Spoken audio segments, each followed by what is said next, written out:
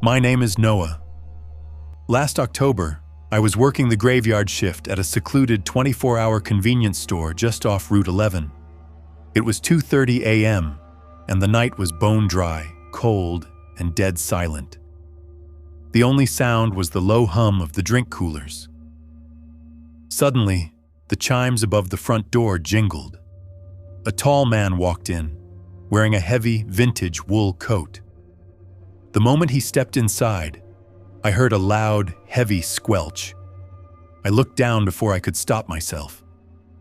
The man was leaving a trail of thick, black, muddy lake water across the clean tile floor. His clothes were completely saturated, dripping heavily, and a freezing, stagnant stench of rot and pondweed instantly filled the air. "Can I help you find something?" I asked, my voice trembling. The man didn't answer. He walked stiffly toward the back coolers, his movements jerky, like a marionette being pulled by strings. He grabbed a single bottle of water, walked up to the counter, and set it down. Up close, the smell of old death was overpowering. His skin was a pale, waterlogged blue, completely wrinkled and pruned as if he had been submerged for months. His fingernails were gone, replaced by raw, black skin.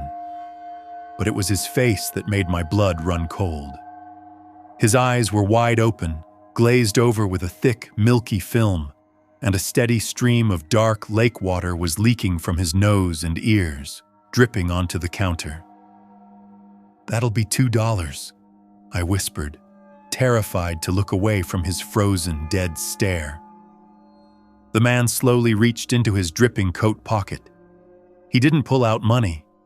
Instead, he slammed his hand onto the counter and opened his fist.